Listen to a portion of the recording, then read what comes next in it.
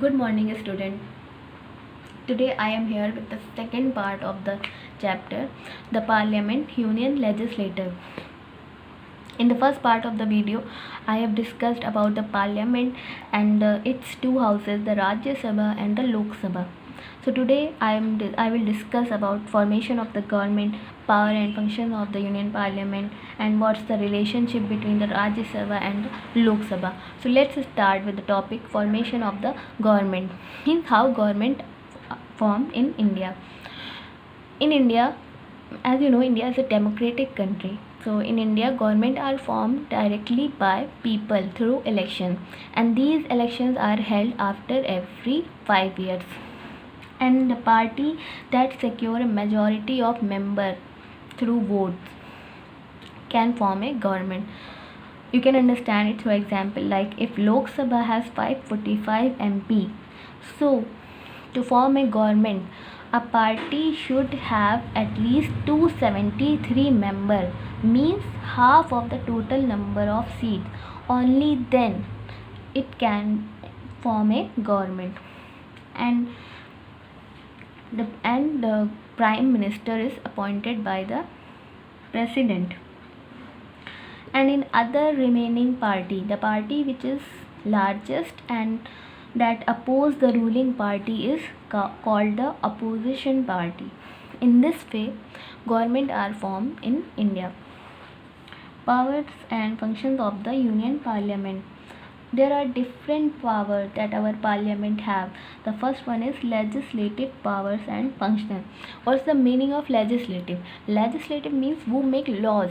So it's the most important functions of our parliament that it make laws on all subjects included in the union list, and sometimes it also make laws for the state.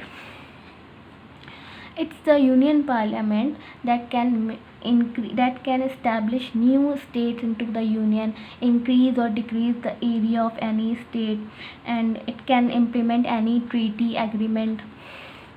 So these are all power and function, legislative power and functions of Indian Parliament.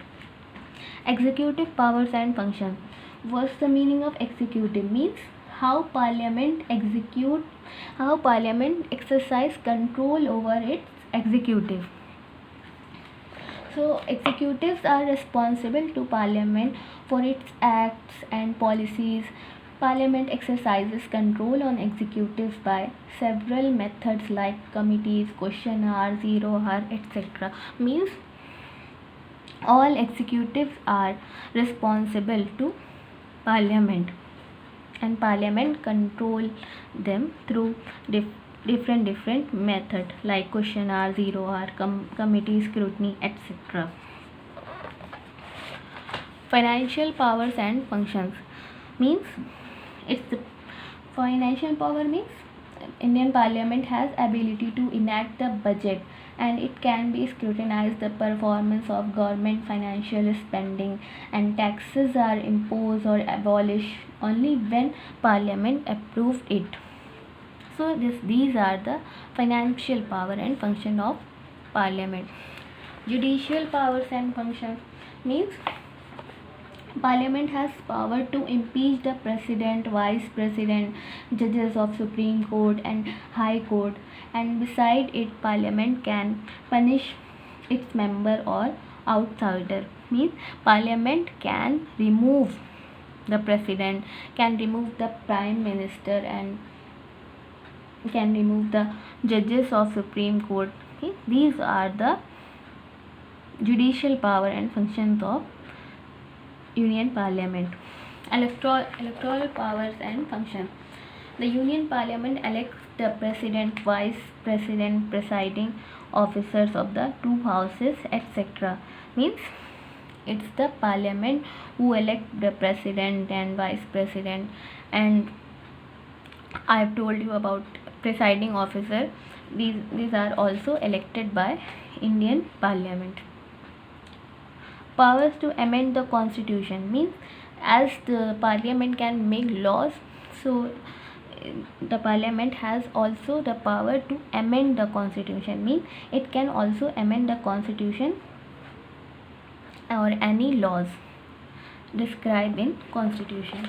Relationship between the Rajya Sabha and the Lok Sabha. There are three types of circumstances.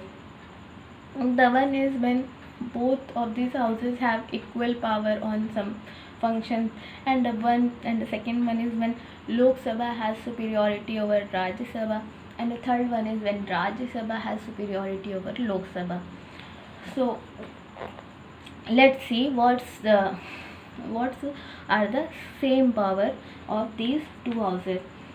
An ordinary bill can be introduced in either house of the parliament and has to be passed by both the houses individually. Means both of these houses have power to introduce an ordinary bill, and it has to be passed by both houses of the parliament.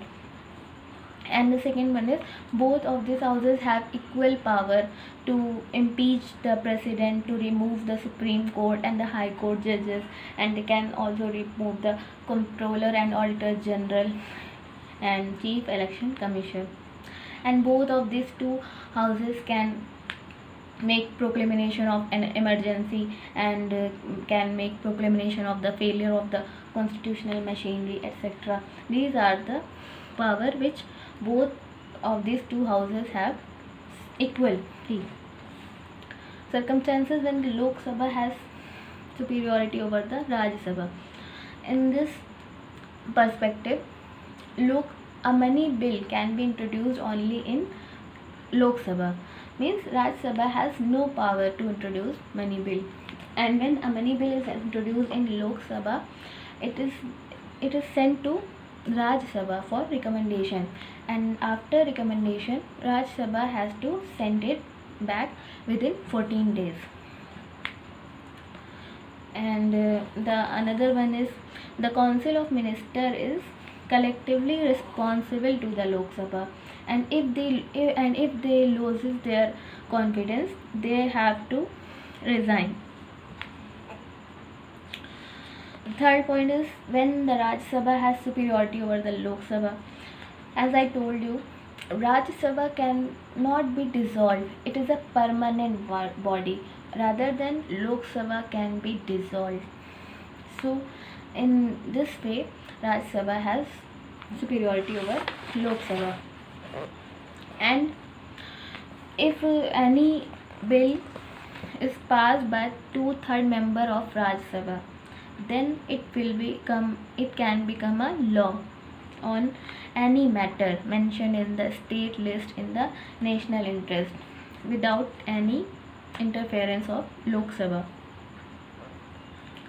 The Rajya Sabha, by resolution passed by 2/3 of its members present and voting, may authorize the Parliament for the creation of one or more all India services in the national interest.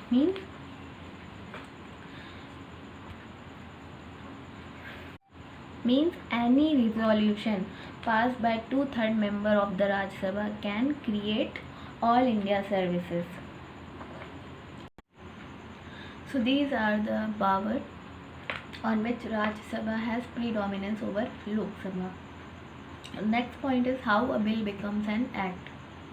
Means if any bill is introduced in any house of the parliament, how it becomes an act. Before becoming an act, a bill has to go through three types of reading: the first reading, the second reading, and the third reading. In the first reading, the bill is not carefully examined, and it is given permission without much discussion. And in the second reading, the bill is examined thoroughly and carefully clause by clause, and then it's sent to a select committee of the house. It is the most important stage of the bill. And in the third reading, the bill is discussed as a whole and put to vote, and if it is passed by vote, then it will be sent to the other house. And in other houses, the same procedure applies. Means if the bill has gone through three readings in Lok Sabha, in the same way the bill will be go through three types of reading in Rajya Sabha as well. And if the bill is passed, then it will be sent to the president for approval, and after the approval of the president, it will become an act. Ordinance. What's the meaning of ordinance? Ordinance means an order or rule which is made by government or president. If there is the urgent need or emergency to make law, or the parliament are not in session, then president can issue ordinance, and this ordinance has same force and effect as an act of parliament for 6 months. And when the parliament are in session, this ordinance is placed before both houses of the parliament, and if it approved by both houses of the parliament, then it will be become an act, and if it not happen, then president has to withdraw it anytime. Okay, the here the chapter is completed. Thank you.